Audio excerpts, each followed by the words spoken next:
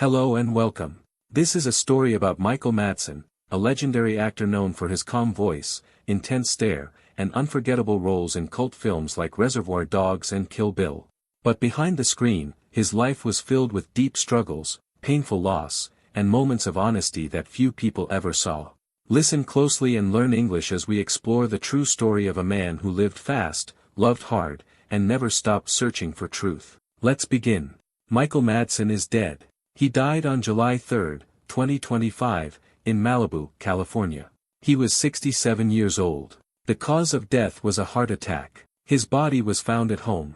Police said there were no signs of violence or crime. His family was shocked. His fans were heartbroken. People around the world remembered his deep voice, calm face, and strong roles in movies. Michael Madsen was not a big Hollywood star, but many people knew him. He played in more than 300 films. Most people remember him from Quentin Tarantino's movie Reservoir Dogs, where he played Mr. Blonde. He also acted in Kill Bill, Donnie Brasco, Thelma and Louise, and many other films. He often played men who were dangerous, quiet, or broken. But in real life, Michael was a very different man. He was born on September 25, 1957, in Chicago, Illinois. His full name was Michael Soren Madsen. He was the son of Elaine and Calvin Madsen. His mother was a poet and a filmmaker. His father was a firefighter. Michael had Danish roots on his father's side. His parents later divorced. After that, his mother helped raise Michael and his siblings. Michael grew up in a working-class neighborhood. Life was not easy. He worked small jobs while going to school. He had trouble with rules and didn't like being told what to do. He didn't plan to become an actor. He wanted to be a race car driver or a trucker. He liked driving fast and living free. But life had a different plan for him. One day, he visited the Steppenwolf Theater in Chicago. There he saw actors on stage and felt something new. He saw that acting was not just pretending, it was a way to express pain, fear, and love. He soon joined the theater group. He cleaned floors, helped backstage, and watched rehearsals. He worked with young actors, including John Malkovich. This was the start of something big. Michael moved to Los Angeles in the early 1980s. At first, he had no money. He slept on couches. He worked in a garage, fixed cars, and tried to get roles in movies. His first big role came in 1983 in the movie War Games. After that, he began to appear in small films and TV shows. His face, voice, and strong presence made him stand out. He didn't speak much in films, but when he did, people listened. In 1991, he played in Thelma and Louise. It was a small role, but it gave him more attention. Then in 1992, everything changed. He acted in Reservoir Dogs, directed by a new filmmaker, Quentin Tarantino. Michael played a man named Mr. Blonde. In one scene, Mr. Blonde dances while torturing a man. It was shocking, but Michael played it with calm power. That scene became famous. People around the world started to know his name. After that, Michael could have become a big star. But he did not choose easy paths. He refused some big roles. He preferred strange or risky films. He said, "I don't want to play the same man again and again. I want to try something new each time." Some people in Hollywood did not like this.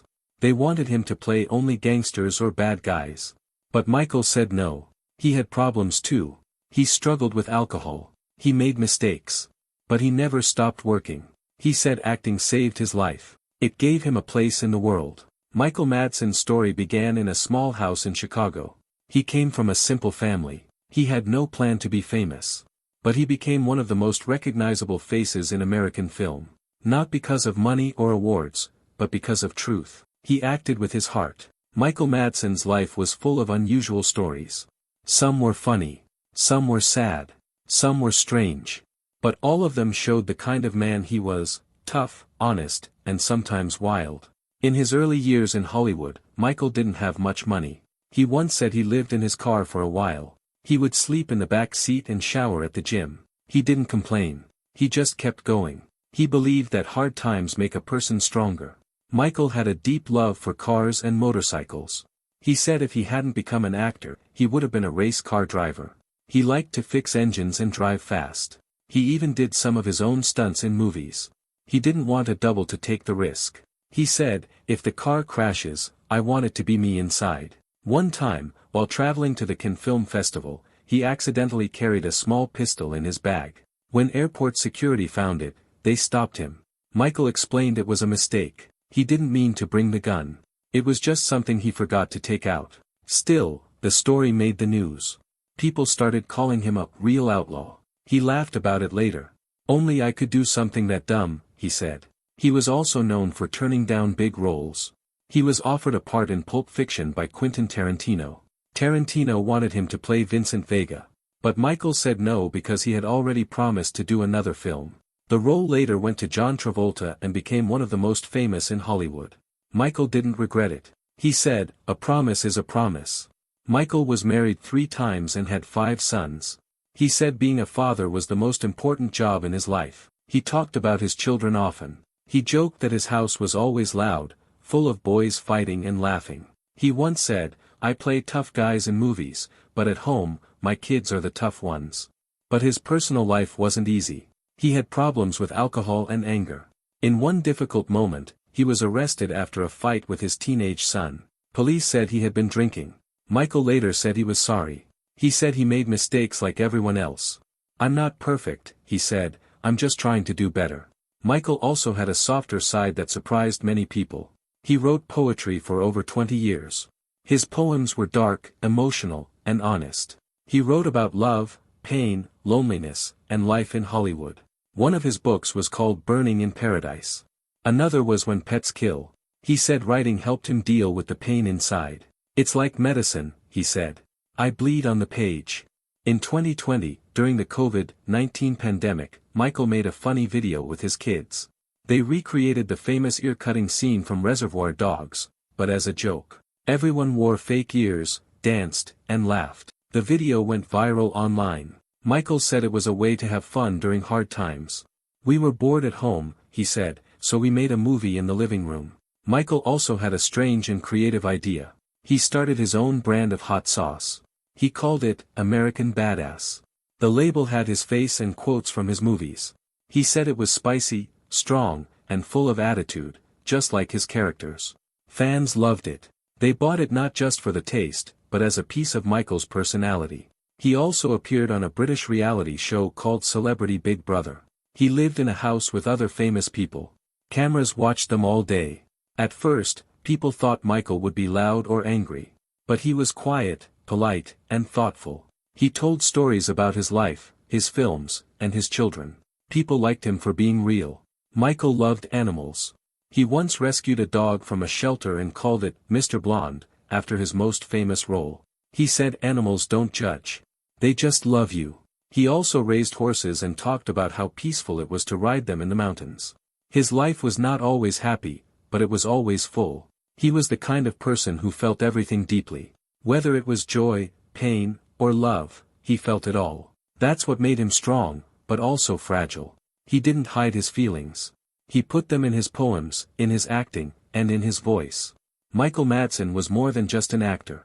He was a man of stories, strange, funny, sad, and wild stories. And all of them were true. After Reservoir Dogs, Michael Madsen became one of the most recognized actors in Hollywood. Directors liked him because he was different. He didn't smile for the camera. He didn't act like a celebrity. He was real. And people believed him when he was on screen. He worked again with Quentin Tarantino in Kill Bill, Volume 1 and Volume 2. He played Bud, a quiet and tired killer who used to be strong but had lost everything. Michael gave the character pain, depth, and silence. He didn't talk much, but you could feel his past. Many fans said Bud was one of the best parts of the movie. Michael also acted in other big films. He was in Donnie Brasco with Al Pacino and Johnny Depp. He had a role in Thelma and Louise, Wyatt Earp, Species, and even a James Bond movie, Die Another Day. In that film, he played a CIA agent. But no matter the role, he always looked like a man who had seen hard things and lived through them. Even though he played tough guys, Michael often said that he was tired of being typecast. He wanted to play different kinds of people. But Hollywood didn't always give him that chance. So he started doing smaller films, independent movies. These were low-budget films made outside the big studio system. He said he liked them better. The directors were younger, the stories were more personal, and the work felt honest. Michael made hundreds of these films. Some were good. Some were strange. Some were not great. But he kept going. He said, "I need to work. It keeps me alive." He wasn't interested in fame. He just wanted to act. Besides acting, Michael began writing more. He wrote poetry, short stories, and started working on a memoir. His poems talked about loneliness, aging, love, and regret. They were raw and simple. He said, "My poems are like my characters, damaged but still standing." Michael also narrated documentaries. His voice was deep, rough, and full of experience. People liked listening to him. He sounded like a man who had lived many lives. He also recorded audio for commercials, video games, and short films. He traveled a lot. He went to film festivals around the world. He didn't go for the red carpet. He went to meet new filmmakers and talk about art. He loved listening to people's stories. He said, "Everyone has something inside. You just have to listen." In his later years, Michael talked more about his past. He said he had made mistakes. He drank too much. He had problems with the law. He lost friends. He got into fights. But he never blamed anyone. He said, "I've done things I'm not proud of. But I'm still here." In 2022, something tragic happened. Michael's son Hudson died by suicide. Hudson was 26 years old. He had served in the U.S. Army. Michael was destroyed. He said he didn't understand why it happened. He talked about the pain in interviews. He said, "There's no greater pain than losing a child." After Hudson's death, Michael was quiet. He stopped going to events. He stayed home. People close to him said he was not the same. But even then, he tried to keep working. He acted in small films. He wrote more poetry. He said work helped him survive. He also began working on a documentary about his life. It was called American Badass. It told the story of his childhood, his rise in Hollywood, and his personal struggles. The film started with the fire that burned down his house in 2018. It ended with his work after Hudson's death. Michael said it was the most important project of his life. He wanted to show everything, the good and the bad. In the last year of his life, Michael had 18 small film projects in progress. Some were almost finished. Some were just ideas. He was also preparing a new book of poems called Tears for My Father. He said it would be his final gift to the world. Michael still talked to young actors. He gave advice. He told them to stay real. "Don't chase fame," he said. "Chase the truth." He stayed close to nature. He liked horses, dogs, and the quiet of the mountains. He said riding a horse was better than a red carpet. He believed in simple things, good coffee, a clean sky, and people who tell the truth. By 2025, Michael was tired. He had lived hard. But he was still working. Still dreaming. Still trying. And then, on July 3, 2025, he died. His death was sudden, and it shocked many people. Fans, friends, and fellow actors shared messages online. Some posted photos. Others shared memories.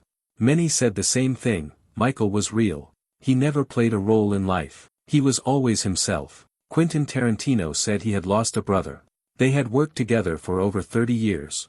Tarantino said, "Michael gave everything to every role. He brought silence, pain, and truth to the screen. He was one of a kind." Other actors spoke too.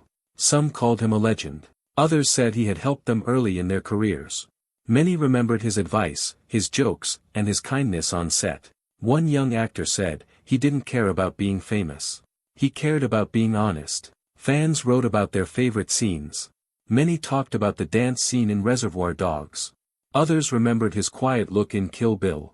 Some fans said they first watched him in Free Willy as the loving father. People from many countries said they felt close to him, even if they never met him. Michael was not a perfect man. He made mistakes. He had problems with alcohol. He had fights. He was arrested more than once. But he never tried to hide that. He spoke about his failures with honesty. He said life was not easy for him. He said he often felt like he didn't belong in Hollywood. But that's what made people love him. He didn't try to be a star. He tried to be a human being. On screen, he showed pain, fear, anger, love, without big words or fake smiles. Off screen, he was the same. He helped small film projects. He supported young writers. He gave interviews that felt more like poems than stories. Michael's last years were full of loss. His son Hudson's death changed him. He said he woke up each day with pain in his chest. But he kept going. He said, "I can't stop. I have to stay alive for my other children.